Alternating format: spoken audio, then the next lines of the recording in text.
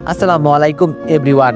স্বপ্ন ভাঙা গল্পের চতুর্থ পার্ট। তো চলো সবাই বেশি কথা না কইয়া গল্প শুরু করা যাক। এভাবে সারাদিন চলে গেল। বিকালের দিকে একদল মেয়ে আসলো। একদল বললে ভুল হবে, 10-11 জন মেয়ের মতো হবে। তারা এসেই আমাদের রেস্টুরেন্টের টেবিলগুলো পরিমাণ মতো বড়। মেয়েগুলো একটা টেবিলের সাথে আরেকটা টেবিল লাগিয়ে সব কয়টা একসাথে বসলো। আমি বললাম, কিরে রাজু, এই মেয়েগুলো এভাবে বসলো কেন? রাজু বলল, কোনগুলো? আমি বললাম, আরে সামনে তাকিয়ে দেখ। রাজু বলল, ও তার মানে এরা চলে আসছে। আমি বললাম, ওদের তুই চিনিস নাকি? রাজু বলল, খুব ভালো করেই।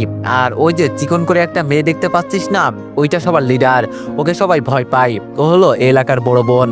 আর ওর পাশে তুই যাকে দেখতে পাচ্ছিস, আমি বললাম লাল কাপড়। রাজু বলল, ওইটাই হলো আমার গার্লফ্রেন্ড। আমি বললাম, কি? রাজু বলল, রে, ওই বলে না, পুরা কপাল হলে যা হয় আর কি, আমার সাথেও তাই হয়েছে। আচ্ছা তুই থাক, আমি যাই ওদের কাছে। আমি বললাম, রাজু ওদের কাছে চলে গেল। রাজু বলল, সবাই কেমন আছেন আপুরা? সব মেয়েগুলো বলল, ভালো। তবে রাজুর গার্লফ্রেন্ড রেগে আছে, এটা বুঝতে পারছি। ওর গার্লফ্রেন্ড বলল, ওই আমি তোমার আপু লাগি। রাজু বলল, সবার ভিতরে তোমাকে কি আলাদা করে কিছু বলতে পারি বলো? রাজুর গার্লফ্রেন্ড বলল, তোরে আমি পরে দেখে নিব, আমাকে আপু বলাম। লিডার মেয়েটা বলল, ওই তোদের রেস্টুরেন্টে কি নতুন ছেলে এসেছে নাকি? রাজু বলল, আজকেই মাত্র জয়েন করেছে। মেয়েটি বলল, তুই এক কাজ কর, আমাদের খাবারগুলো আনতে যান আর ওই ছেলেটাকে ডেকে দে। রাজু বলল, কাস্টমার এসে বসে থাকবে, একজনকে তো থাকতেই হবে। মেয়েটি বলল, তোর এখানে থাকতে হবে না, তুই ওকে ডাক দে। রাজুর গার্লফ্রেন্ড বলল, এই তোর মাথা খারাপ? আমার বয়ফ্রেন্ডকে তো আমি একটু সময় দিতে পারি না, তাই বলে কি এখান থেকেও দূর করে দিবি? আরে এক কাজ কর, তুই তোর বয়ফ্রেন্ডকে হেল্প কর, যা, তাহলেই তো হবে। রাজুর গার্লফ্রেন্ড বলল, এটা অবশ্য ঠিক বলছোস। রাজু আমার কাছে এসে বলল, দীপু যা, তোরে ফারজানা ডাকছে। আমি বললাম, এই ফারজানাটা আবার কে? রাজু বলল, ওই লিডারের নাম ফারজানা। একটা কথা মনে রাখিস, ও কিন্তু এলাকার ডন, সবাই ওকে ভয় পায়, ভালো ব্যবহার করবি, সাবধান। রাজুর গার্লফ্রেন্ড এসে বলল, এই তুমি যাও, রাজু এইদিকে চলো। বলেই রাজুকে টেনে ভিতরে নিয়ে গেল। মনে মনে বললাম, আহা কি যে প্রেম, এমন প্রেম আজকে আমারও থাকতো। কিন্তু মাগার সবই হলো কপাল, কপালে না থাকলে কি আর হয়। আমি ওদের কাছে গিয়ে বললাম, আসসালামু আলাইকুম আপুরা, সবাই কেমন আছেন? ওয়ালাইকুম আসসালাম, আমরা ভালো আছি। ফারজানা বলল, দেখে তো অনেক কিউট লাগছে, তবে তুই এই রেস্টুরেন্টের চাকরি নিলি কেন? আমি বললাম, জি ম্যাম, ওই বলে না, কপালে যদি থাকে তাহলে সেই কষ্ট কি আর সুখ হয়? ফারজানা বলল, বুঝলাম না। আমি বললাম, ম্যাম বাদ দেন, আপনাদের পরিচয়টা একটু পেতে পারি? যেহেতু এই এলাকায় থাকি, যদি কোনো বিপদ হয় বলতে পারবো আমি আপনাদের ছোট ভাই। ফারজানা একটা হাসি দিয়ে বলল, খুব চালাক আছিস তো বলতে হবে। আমার নাম ফারজানা, ওর নাম সৃষ্টি, বৃষ্টি, এভাবে সব কয়টার পরিচয় দিল। এখন তোর নাম বল। আমি বললাম, জি ম্যাম, আমার নাম মোহাম্মদ দীপু হাসান, তবে সবাই দীপু বলে ডাকে। ফারজানা বলল, দীপু নামের অর্থ জানিস? আমি বললাম, না তো ম্যাম, কখনো নিজের নাম নিয়ে চর্চা করি নাই। হাই মেসোদের খাবার দিয়ে চলে গেল। মাহি বলল, ফারজানা, ওই ছেলে আছে না? ফারজানা বলল, কোনটা? মাহি বলল, যেইটা মেয়েদেরকে বিরক্ত করে, ওকে কি করব? ফারজানা বলল, কি আর করবি, মেরে ফেল। আমি বললাম, এই আপু কি বলছেন, এভাবে একজনকে মেরে ফেলবেন? ফারজানা রেগে বলল, এই শালা, তোরে কথা বলতে বলছি, চুপ করে দাঁড়িয়ে থাক। আমি বললাম, সরি ম্যাম, আমার ভুল হয়ে গেছে। ভাই বলল, আরে রাগিস কেন, ওর একটা হাত কেটে দিই, তাহলেই তো হয়। ফারজানা বলল, তাই কর বরং। আমি দাঁড়িয়ে দাঁড়িয়ে ওদের কথা শুনছি। বাবা কত ভয়ঙ্কর ওরা, ওদের থেকে সাবধানে থাকতে হবে আমাকে, নইলে আমার জীবন শেষ। ফারজানা বলল, এই সরি রে, অল্পতেই আমার রাগ উঠে যায়, এইখানে বস। আমি বললাম, না না ম্যাম, আমি এখানেই ঠিক আছি। ফারজানা বলল, তোরে বসতে বলছি না? আমি ভয়ে চুপচাপ বসে পড়লাম। বৃষ্টি বলল, এই তুই কি করছিস, ছেলেটা নতুন, ওকে এভাবে ভয় দেখাস কেন? ফারজানা বলল, তোরা তো জানিস অল্পতেই আমার মাথায় রাগ উঠে যায়। আচ্ছা তুই আবার কিছু মনে করিস নাই তো? আমি বললাম, আরে না ম্যাম, ভয়ে চুপ করে বসে আছি। ফারজানা বলল, আচ্ছা তোর বাসা কোথায়? আমি বললাম, মোহনগঞ্জ। ফারজানা বলল, নেত্রকোনা মোহনগঞ্জ নাকি? আমি বললাম, জি ম্যাম। ফারজানা বলল, এত চাকরি রেখে এখানে কেন চাকরি নিলি? আমি বললাম, প্লিজ ম্যাম, এই সম্পর্কে আমাকে প্রশ্ন করবেন না। ভাই বলল, এই ফারজানা চল তো, আমাদের দেরি হয়ে যাচ্ছে। তুবা, ওই তুবা, আয় আমরা চলে যাব, ওরে নিয়ে আর পারি না, আসতেই বয়ফ্রেন্ডকে নিয়ে পড়ে থাকে। ফারজানা বলল, নতুন নতুন প্রেম করুক না। একটা 1000 টাকার নোট দিয়ে বলল, এই নে, বিল দিয়ে দিস। আমি বললাম, কিন্তু ম্যাম, বিল তো 300 টাকা হয়েছে, দাঁড়ান আমি বাকি টাকাগুলো নিয়ে আসতেছি। ফারজানা বলল, বাকিগুলো তুই রেখে দে, আমি টাকা কখনো ফেরত নিই না। বলে সবাই উঠে চলে গেল।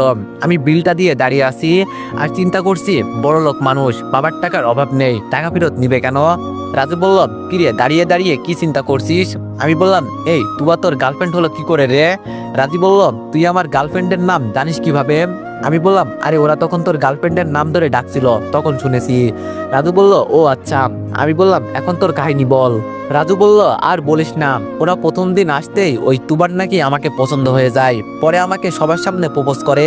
কি করব বল, ভয়ে রাজি হয়ে যায়। আমি বললাম, তার মানে তুই ভয়ে প্রেম করিস, মন থেকে না? রাজু বলল, আরে না, কি বলিস, মন থেকেই তো প্রেম করি। আর তুবা সব থেকে আলাদা, আমাকে সবসময় আগলে রাখে ও। আর ওর মতো কেউ মনে হয় না এভাবে আমাকে ভালোবাসবে, এর জন্যই তো আমি ওকে ভালোবাসি। আমি বললাম, খুব ভালো, কিন্তু ও তোরে সময় দিতে পারে নাকি?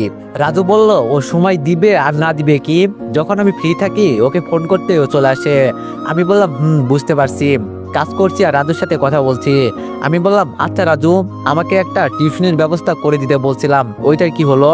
রাজু বলল, ও শিট, আমার তো মনেই ছিল না এই কথা, দাঁড়া আমি একজনকে কল দিই। রাজু কাকে জানি কল দিল। রাজু বলল, জানু, আমাকে একটা কাজ করে দিবা। ওই পাশ থেকে শোনা যাচ্ছে না। রাজু কিছুক্ষণ কথা বলে ফোন রেখে দিল। আমি বললাম, কি রে, কাকে কল দিলি? রাজু বলল, তুবাকে। আমি বললাম, কি বললাম? রাজু বলল, টিউশনই তো করতেই পারবি, তবে একটা সমস্যা আছে। আমি বললাম, আমার কাছে কোনো সমস্যাই নেই। রাজু বলল, আরে শালা, ও হলো ফারজানার ছোট বোন। আমি বললাম, কি? রাজু বলল, কি না জিম, জানিস ভয়ে ওর বোনকে কোনো শাড়ি পরাতে যায় না। আর তুই যদি পড়াতে যাস মাসে তোরে 5,000 টাকা দিবে, আর যদি ভালো পড়াস তাহলে তো কোনো কথাই নাই। আমি বললাম, বলে দে, আমি রাজি। রাজু বলল, কি বলছিস, তোর মাথা খারাপ হয়ে গেছে? ওদের বাড়িতে যে কোনো সময় আক্রমণ হতে পারে। চিন্তা করে দেখলাম এখন আমার টাকার দরকার, জীবন চলে গেলে চলে যাক, সমস্যা নেই। আমি বললাম, বলে দে, আমি রাজি। কালকে বিকাল থেকে পড়াতে যাব, রাত 8:30 থেকে 9:30 পর্যন্ত। রাজু বলল, ওর ছোট বোন কিন্তু ওর থেকে বড় লিডার, যেই মাস্টার ওকে পড়াতে যায় সেই প্যান্ট ভিজিয়ে হিচু করে দৌড়ে চলে যায়। আমি বললাম, ধুর শালা, ভয় দেখাস না তো, যা হবার তা তো হবেই। আমি এইসব ভয় করি না, আমার টাকার দরকার, শুধুই টাকা। টাকার জন্য আমাকে বাড়ি থেকে বের করে দেওয়া হয়েছে। রাজু বলল, কি বলছিস, টাকার জন্য তোকে বাড়ি থেকে বের করে দেওয়া হয়েছে? বুঝলাম না। আমি বললাম, আরেকটা বড় বিষয় কি জানিস, আমি বিবাহিত। রাজু বলল, হোয়াট, কি সব বলছিস তুই? আমি বললাম, রে, আর আজকে আমার বইয়ের জন্যই আমার এই অবস্থা। রাজু বলল, বুঝিয়ে বল। আমি বললাম, আরেকদিন বলবনি, এখন এইসব বলতে ভালো লাগছে না। রাজু বলল, আচ্ছা বলিস। কাজ করতে করতে রাত 8টা বেজে গেল। হঠাৎ দেখি মামা আমাদের সামনে। রাজু বলল, মামা কি আজকে চলে যাবেন? মামা বলল, দীপু তো আজকে থেকে আমাদের সাথে থাকবে, ওকে বাসা দেখিয়ে দিতে হবে না, রেস্টুরেন্ট বন্ধ করে দাও। আমরা সবকিছু গুছিয়ে বাইরে চলে গেলাম, তিনজন একসাথে হাঁটতে লাগলাম। আমি বললাম, মামা, এখান থেকে আপনাদের বাসা যেতে কতটুকু সময় লাগে? মামা বলল, 5 মিনিট। রাজু বলল, আর আমার 8 মিনিট। আমি বললাম, তাহলে দেখি সবার বাসা কাছাকাছি। দেখতে দেখতে একটা বাসার নিচে চলে আসলাম। দেখে মনে হচ্ছে এটা বাসা না তো, মনে হচ্ছে যেন কোনো রাজপ্রাসাদ। আমি বললাম, এত বড় একটা বাড়িতে কি আপনি একাই থাকেন মামা? মামা বলল, চলো ভিতরে। আমি বললাম, তাহলে আপনিও বিদেশে গেলেই তো পারেন, একা একা ভালো লাগে। মামা বলল, কি করব বল, নিজের দেশে থাকার আলাদা একটা মজা লাগে, আর দেখি সামনে বছর চলে যেতে পারি। আমি বললাম, রেস্টুরেন্ট কি করবেন? মামা বলল, এখনো চিন্তা ভাবনা করি নাই, তবে ওইটা বিক্রি করে দিতে পারি। আমি বাসার ভিতরে গিয়ে অবাক হয়ে গেলাম। ওয়াও, এত বড় বাসায় আপনি একা থাকেন, বিশ্বাসই হচ্ছে না, এত সুন্দর বাসা। মামা বলল, এটা তো কিছুই না, ভিতরে চলো, তোমাকে সবকিছু ঘুরে ঘুরে দেখাই। আমি মামার সাথে সবকিছু ঘুরে ঘুরে দেখতে লাগলাম। এত বড় বাসা জীবনে প্রথম দেখলাম। যাক, আমার জন্য ভালোই হলো, বাসা খুঁজতে হলো না আজকে। মামা বলল, এই রুমটাতেই তুমি থাকবে, আর পাশের রুমে আমি থাকি, দরকার হলে বলিও। আর রুমটা গুছানো আছে, আমি বুয়াকে বলে গুছিয়ে রাখছি। রাজু তোমার কথা বলছে আমাকে, আর আমারও একা থাকতে ভালো লাগে না, এখন তুমি আসো আর একা মনে হবে না। আমি বললাম, আপনাকে অনেক অনেক ধন্যবাদ মামা। মামা বলল, ধন্যবাদ দিতে হবে না, যাও এখন রুমটা তুমি তোমার মতো গুছিয়ে নিচে আসো, খাবার হয়তো রেডি করা আছে। আমি বললাম, মামা, আমার জন্য এত কিছু করছেন? মামা বলল, আরে তুমি তো আমার ভাগ্নের মতোই, এত কথা না বলে যাও। আমিও রুমে গিয়ে শুয়ে পড়লাম। আহা, কি শান্তি, মনে হয় যেন এক হাত নিচে চলে গেলাম। রুমটা আমি হালকা গুছিয়ে নিচে চলে গেলাম। দেখি মামা আমার জন্য খাবার টেবিলে বসে আছে। মামার সাথে কথা বলতে বলতে খাবার খেলাম। সকালে উঠেই আবার মামাকে নিয়ে রেস্টুরেন্টে চলে গেলাম। এভাবে বিকাল হয়ে গেছে, তবে আজকে আর ফারজানারা আসে নাই। রাত প্রায় 8টা বাজে। তখন আমি রাজুকে বললাম, কিরে রাজু, 8টা তো বেজে গেছে, আমাকে তো যেতে হবে, তুই কি থাকবি নাকি? রাজু বলল, 9টা পর্যন্ত মামা থাকবে, তাই আমাকে থাকতে হবে, তুই মামাকে বলে চলে যা। আমি বললাম, আচ্ছা। আমি মামার কাছে গিয়ে বললাম, মামা, আমাকে যেতে হবে। মামা বলল, নতুন টিউশনি নিছ? আমি বললাম, মামা, দোয়া করিয়েন। মামা বলল, আচ্ছা যা, এখন কি বাসায় যাবি নাকি? আমি বললাম বাসায় গিয়ে ফ্রেশ হয়ে তারপর যাব। মামা বলল, আচ্ছা যা, আর সাবধানে থাকিস। আমি বললাম, সেই সব তোমাকে নিয়ে চিন্তা করতে হবে না। রাজুকে বললাম, আমি তো ফারজানাদের বাড়ি চিনি না। রাজু বলল, যে কোনো একটা রিক্সাওয়ালাকে ফারজানার কথা বললেই ওদের বাড়িতে নিয়ে যাবে, ওদের বাসায় যেতে ভাড়া নিবে 10 টাকা। আমি বললাম, ওকে তাহলে আমি যাই। আমি হেঁটে হেঁটে বাসায় গিয়ে ফ্রেশ হয়ে একটা রিক্সাওয়ালাকে বললাম ফারজানার কথা। বলতেই উনি বলে উঠলেন, আচ্ছা মামা, একটা কথা বলতে পারি? আমি বললাম, বলেন, সমস্যা নাই। রিক্সাওয়ালা বলল, সবাই এর মেয়ের নাম শুনলেই ভয় পায়, আর আপনি আবার ওদের বাড়িতে যাচ্ছেন, বুঝলাম না। আমি বললাম, সবাই ভয় পেলে কি হবে? আমি পাই না, ও কি বাঘ নাকি ভাল্লুক যে ওকে ভয় পেতে হবে? রিক্সাওয়ালা বলল, আপনি কি এখানে নতুন মনে হচ্ছে? আমি বললাম, আচ্ছা কোন কারণে ওকে সবাই ভয় পায় বলতে পারবেন? রিক্সাওয়ালা বলল, ও দিন দুপুরে মানুষ খুন করে, কেউ কিছু বলে না। আমি বললাম, একজনকে কি অযথাই কাউকে মেরে ফেলে কোনো অপরাধ ছাড়াই? রিক্সাওয়ালা বলল, ওই একটু যদি কোনো অপরাধ করে বাস হয়ে গেছে, কেল্লা খতম। আমি বললাম, বুঝলাম, আর কতক্ষণ সময় লাগবে? রিক্সাওয়ালা বলল, এই তো এসে গেছি। আমি বললাম, একটু তাড়াতাড়ি করেন। রিক্সাওয়ালা বলল, মামা এই রাস্তাটা বেশি ভালো না, তাই বলছি যেখানেই থাকেন না কেন খুব তাড়াতাড়ি চলে যাবেন। এই তো এসে গেছি। আমি পকেট থেকে টাকা দিলাম। আমি বললাম, মামা কোন বাসাটা? রিক্সাওয়ালা বলল, ওই বড় করে লেখা আছে আম্মাজান, ওটাই। আমি বাসার সামনে চলে গেলাম। দারোয়ানকে দেখে তো আমি ভয় পেয়ে গেলাম। বাবা কি এক বডি, দেখে মনে হচ্ছে অনেক শক্তিশালী। আমাকে দেখে দারোয়ান বলল, এই ছেলে কি চাই এখানে? আমি বললাম, না মানে আজকে আমার টিউশনি ছিল এই বাড়িতে। দারোয়ান বলল, ও তুমি সেই ছেলে, এখানে আসো। আমি বললাম, কি জন্য? আমি তো ভিতরে যাব। দারোয়ান বলল, তোমাকে চেক করতে হবে না, যদি কিছু নিয়ে যাও ভিতরে আর সবাইকে মেরে ফেলো তখন কি হবে? মনে মনে বললাম, বাবা কার বাড়িতে আসছি টিউশনি পড়াতে? দারোয়ান আমাকে চেক করে বলল ভিতরে যেতে। ভিতরে গিয়ে কলিং বেল বাজাতেই আন্টি এসে দরজা খুলে দিল। যাক বাবা, বাসা গেল। ফারজানা মনে হয় বাসায় নেই। আমি বললাম, আসসালামু আলাইকুম আন্টি, কেমন আছেন? আন্টি বলল, ওয়ালাইকুম আসসালাম, আলহামদুলিল্লাহ ভালো, তুমি? আমি বললাম, জি আমিও ভালো আছি। আন্টি বলল, তোমাকে তো চিনলাম না বাবা। আমি বললাম, জি আন্টি, আমি ফারজানার ছোট বোনকে পড়াতে আসছি। আন্টি বলল, ও তাহলে তুমি সেই? আমি বললাম, জি আন্টি। আন্টি বলল, ফারজানা, ফারজানা কই তুই? ফারজানা উপর থেকে নিচে নামতে নামতে বলল, কি হয়েছে? দূর বাবা, মনে করছি ও বাইরে, আর এখন দেখি বাড়িতে। না জানি আজকে দুই বোন মিলে আমাকে কি করে। আমি কেন ভয় পাবো? আমি তো বীর। ফারজানা আমাকে দেখে বলল, আরে তুই কি তাহলে পড়াতে আসছিস? আমি বললাম, ফারজানা একটা হাসি দিয়ে বলল, যাক ভালোই হয়েছে, তোরে তো এমনিই চিনি, আয় আমার সাথে। আমি বললাম, জি চলুন। ফারজানার সাথে সাথে উপরে গেলাম। ফারজানা বলল, ওই দেখ তোর ছাত্রী বসে আছে, আর সাবধানে থাকিস। বাসায় কিন্তু ওকে আমি, এমনকি আম্মু ভয় পাই, সবাই খালি ভয় দেখায়। ছাত্রীর রুমে ঢুকে দেখি ছাত্রী আমার বই সামনে নিয়ে বসে আছে। দেখে তো মনে হচ্ছে অনেক ভালো মেয়েটা। আমি একটা চেয়ার টেনে ওর সামনে বসলাম। আমি বললাম, কি খবর তোমার? ছাত্রী বলল, আমার খবর দিয়ে তুই কি করবি? এখন বল, তুই আমাকে পড়াতে আসছিস কেন? এই বলে কি এইসব? ছাত্রী বসা থেকে উঠে দরজা লাগিয়ে এলো, আর দরজার বাইর থেকে ফারজানা বলছে, দেখ ছেলেটাকে কিছু করিস না। আমি মনে মনে বললাম, আজকে আমি শেষ, এইরকম পিচ্ছি একটা মেয়ে বুঝি না কি করে। আমার সামনে একটা রাইফেল দেখে বলল, এখানে পড়াতে আসছিস কেন? আমি বললাম, দেখো পড়াশোনা ছাড়া তোমার কোনো দাম থাকবে না। রাইফেল আমার কপালে ঠেকিয়ে বলল, এখন যদি টিকার চাপ দিই কি হবে জানিস তো? ভালোই ভালোই বলছি, এখান থেকে চলে যা, আমি পড়তে চাই না। আমি একটা হাসি দিলাম। আমি বললাম, আমি সত্যি তোমার সাহস দেখে অবাক হয়ে যাচ্ছি। এত পিচ্ছি একটা মেয়ে, আর তুমি আমাকে মারতে চাও? মেরে ফেলো, সমস্যা নাই। আমার এই পৃথিবীতে আগে সবাই ছিল, এখন কেউ নেই, মরলেও আমার সমস্যা নেই। কিন্তু আমার আফসোস একটা জায়গায় থাকবে, কি জানো? তোমাকে আমি ভালো করতে পারলাম না। নিজের উপরে নিজের লজ্জা হবে যদি বেঁচে থাকি। আচ্ছা একটা কথা বলি, আজকে যে তুমি তোমার বোনের রূপ ধারণ করেছো, বলতে পারবে তোমার বোন কি আজও বেঁচে থাকবে কিনা? ওকে তো যে কোনো সময় মেরে ফেলতে পারে।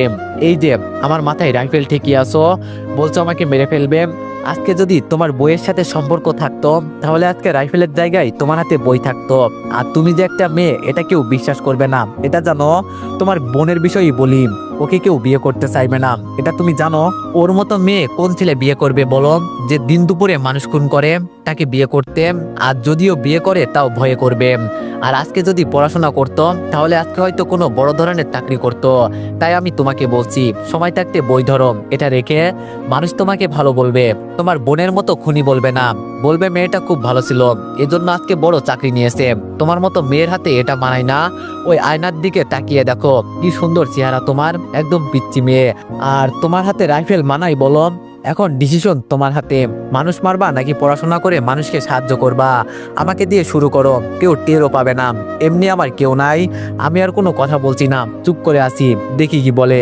আস্তে আস্তে মেয়েটার চোখ দিয়ে পানি পড়ছে, আমি বুঝতে পারছি। আমি বললাম, এই দেখো কান্না শুরু করে দিছে, এজন্যই তো তোমাকে আমি পিচ্ছি বলছি, চোখের পানি মুছো আর বলো তোমার নাম কি? জি স্যার, আমার নাম প্রেমা। বিশ্বাস করেন স্যার, আপনার মতো কেউ আমাকে এভাবে বোঝায় নাই, তাহলে আমি আরো অনেক আগেই ভালো হয়ে যেতাম। আপুকে দেখে দেখে আমি এইসব শেখা শুরু করছি। আমি বললাম, তোমার আপুকেও ঠিক করে দিব, চিন্তা করো না। প্রেমা বলল, স্যার আমাকে মাফ করে দেন, আমি আপনার সাথে বেয়াদবি করছি। আমি বললাম, আরে এইসব কিছু না, তুমি ভালো হয়ে গেছো এটাই অনেক, এখন এই রাইফেলটা যার তাকে দিয়ে আসো। প্রেমা বলল, আচ্ছা বলে ডয়ারে রেখে দিল। আমি বললাম, ওখানে রাখলে কেন? প্রেমা বলল, মাঝে মাঝে আপুকে ভয় দেখাতে হবে না। আমি বললাম, এটা অবশ্য ঠিক বলছো। প্রেমা বলল, স্যার আমি বড় হয়ে অনেক কিছু করতে চাই। আমি বললাম, যেমন কি করতে চাও? প্রেমা বলল, মানুষের উপকার করতে চাই, আমি ডাক্তার হতে চাই স্যার। প্রেমার কথা শুনে চুপ করে বসে আছি, মনে হলো যেন বুকের বাম পাশে ব্যথা করছে। আচ্ছা, ভালোবাসে কি আমার অপরাধ ছিল? ভুল করেছি আমি তোকে ভালোবেসে, ওর কারণে আজকে আমি বাড়ি ছাড়া, আমার পরিবারের কাউকে দেখতে পারছি না। আচ্ছা, ও না হয় ফোন রেখে গেছে, তাই বলে কি ওর বান্ধবীর কাছ থেকে ওর পরিবারের কারো নাম্বার ছিল না? ইচ্ছে করলে আমার সাথে যোগাযোগ করতে পারতো, কিন্তু হায় রে ভালোবাসা, এই ভালোবাসার কারণে আজকে আমি নিঃস্ব হয়ে গেছি। প্রেমা বলল, এ কি স্যার, আপনি কান্না করছেন কেন? আমি বললাম, কই কান্না করছি? প্রেমা বলল, মিথ্যা বলেন কেন, আমি আপনার চোখে পানি দেখতে পারছি। আমি বললাম, এইসব বাদ দাও, এখন বলো আজকে থেকে ভালো করে পড়াশোনা করবে, আমার সাথে ওয়াদা করো। প্রেমা বলল, জি স্যার, আপনাকে শুয়ে বলছি, আজকে থেকে ভালো করে পড়াশোনা করব, আমি একজন ভালো ডাক্তার হব। আমি বললাম, সেটাই বরং হইও, তবে কারোর মনে কষ্ট দিও না। এখন যাও, দরজা খুলে আসো। প্রেমা বলল, ও সরি স্যার, মনে নেই। প্রেমা দরজা খুলে দিতেই দেখি ওর আপু আর ওর মা আমার দিকে তাকিয়ে আছে। প্রেমা বলল, তোমরা এখানে কি চাও? আমাকে কি পড়তে দিবা না? আমি বললাম, এই প্রেমা, বড়দের সাথে কিভাবে কথা বলতে হয় জানো না তুমি? প্রেমা বলল, সরি স্যার, আমার ভুল হয়ে গেছে। টেবিলে বসে বসে বললাম। আমি বললাম, এগুলো পড়ো, আজকে এমনি অনেকটা সময় চলে গেছে। প্রেমা বলল, স্যার 1 মিনিট। আমি বললাম, আবার কি করবা? প্রেমা বলল, আপু আপু। ফারজানা এসে বলল, কি হয়েছে? প্রেমা বলল, যা স্যারের জন্য 1 কাপ কফি নিয়ে আই। ফারজানা বলল, কি তুই আমাকে অর্ডার দিস? প্রেমা বলল, দেখ স্যারের সামনে বেয়াদবি করতে চাই না, ভালো ভালো 1 কাপ কফি নিয়ে আই স্যারের জন্য।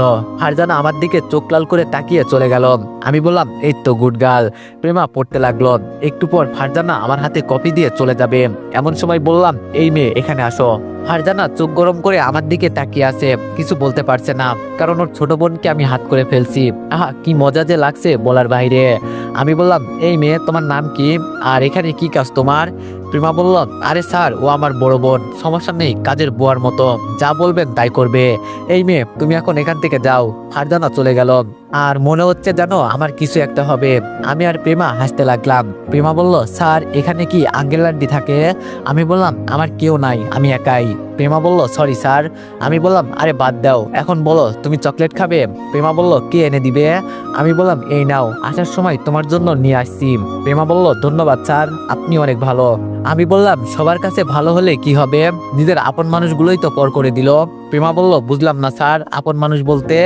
আমি বললাম, তোমার কালকে পড়া এগুলো সব মুখস্থ করবা, আর যদি না করতে পারো তোমার পরিবারের সামনে কান ধরে দাঁড় করিয়ে রাখবো। প্রেমা বলল, স্যার এতগুলো পারবো না। আমি বললাম, তুমি এখন বড় হচ্ছ, তোমাকে সবকিছু পারতে হবে, মনে রেখো তোমার স্বপ্ন হলো ডাক্তার, অনেক বড় স্বপ্ন। প্রেমা বলল, জি স্যার, আমি পারবো সব। আমি বললাম, এই তো লক্ষ্মী মেয়ে, তাহলে আজকে আমি আসি, এমনি 10টা বেজে গেছে। প্রেমা বলল, আচ্ছা স্যার। আমি বললাম, দরকার পড়লে দিনরাত 24 ঘন্টা পড়বে, মনে রাখিও। বলেই আমি বেরিয়ে পড়লাম প্রেমার রুম থেকে। বের হতেই কে জানি এক টান দিয়ে রুমে ঢুকিয়ে দরজা বন্ধ করে আমাকে বিছানার উপর ফেলে দিল। ফারজানা বলল, তোর কত বড় সাহস, আমাকে বলিস তোরে কপি বানিয়ে দিতে, আর আমাকে তোর কাজের বুয়া মনে হয়, আজকে তো তোরে আমি। ফারজানাকে এক টান দিয়ে আমার বুকের উপরে ফেলে দিয়ে বললাম, কি মেরে ফেলবে? মারো তো, আমিও দেখতে চাই। ওর চোখের দিকে তাকিয়ে আসি। ফারজানাও আমার দিকে এক পলকে তাকিয়ে আছে। ফারজানা বলল, ছাড়ো আমাকে। আমি বললাম, নাও, ছেড়ে দিলাম, সময় থাকতে ভালো হয়ে যাও। বলেই দরজা খুলে নিচে চলে আসলাম। আন্টি বলল, বাবা দাঁড়াও। আমি বললাম, আরে আন্টি, কিছু বলবেন কি? আন্টি বলল, তোমাকে যে কি বলে ধন্যবাদ দিব বুঝতে পারবো না। আজকে তোমার কারণে আমার মেয়ে ভালো হয়ে গেছে। আমি বললাম, সবকিছু শিখছে আপনার বড় মেয়েকে দেখে, ওকে বুঝিয়ে বলবেন এইসব করা ভালো না। আন্টি বলল, বলি তো বাবা, কিন্তু আমার কথা শুনে না। আমি বললাম, ও একটা মেয়ে, ওকে বিয়ে দিতে হবে, তাই বলবেন এসব ছেড়ে দিতে, আমি যতটুকু পারি সাহায্য করব। আন্টি বলল, রহমত স্যারকে বাসায় নামিয়ে দিয়ে আসো। আমি বললাম, লাগবে না আন্টি। আন্টি বলল, এই রাস্তাটা এতটা ভালো না। আমি বললাম, আচ্ছা আজ আসি তাহলে আন্টি। আমি গাড়িতে উঠে গেলাম, গাড়ি আপন মনে চলতে লাগলো। হঠাৎ ফারজানার কথাটা মনে হলো, না না, আজকে আমি একই করলাম, আমি তো আরেকজনের আমানত, আমি কিভাবে ওর সাথে, চিচি নিজের উপর এখন ঘৃণা হচ্ছে। আর কোনো মেয়ের সাথে মিশা যাবে না, আর কোনো মেয়ের উপর মা লাগানো যাবে না, নিজের উপর নিজেকে কন্ট্রোল করতে হবে আমাকে। আমার মনে থাকে না কেন, আমি একজন বিবাহিত মানুষ, আমার বউ আছে। আচ্ছা সত্যিই কি আমার বউ আছে? থেকেও নাই, তাও তো আমি একজনের আমানত। ফারজানাকে সরি বলতে হবে। আমি বললাম, বাস বাস এখানেই রেখে দেন, আমার বাসা এখানে। গাড়ি থেকে নেমে বাসার ভিতরে চলে গেলাম, দেখি মামা নিচে বসে আছে। মামা বলল, এত দেরি কেন? আমি তো ভাবছিলাম। আমি বললাম, আরে মামা আমার কিছু হবে না, চিন্তা করবেন না। আর ওকে পড়াতে পড়াতে সময় যে কখন চলে গেল বলতে পারি না। আর আমি মরলেও কিছু হবে না, আমার কেউ নাই এমনি। মামা বলল, দিব কানে নিচে এক চর, চুপ করে খাবার খেয়ে ঘুমা যা, যত সব আজে বাজে চিন্তা করিস। আমি বললাম, তুমি খাবার খাইছো মামা? মামা বলল, তোর জন্য অপেক্ষা করতে করতে দেরি হয়ে গেছে, তাই খেয়ে ফেলছি। আমি বললাম, আচ্ছা মামা তুমি ঘুমাতে যাও, আমি খেয়ে নিব। সকালে রেডি হয়ে মামাকে নিয়ে রেস্টুরেন্টে চলে গেলাম। রেস্টুরেন্টের ভিতরে এসে দেখি, তো এভরিওয়ান, নেক্সট পার্টের জন্য সবাই একটু বেশি বেশি লাইক আর কমেন্ট করে দিও। ধন্যবাদ।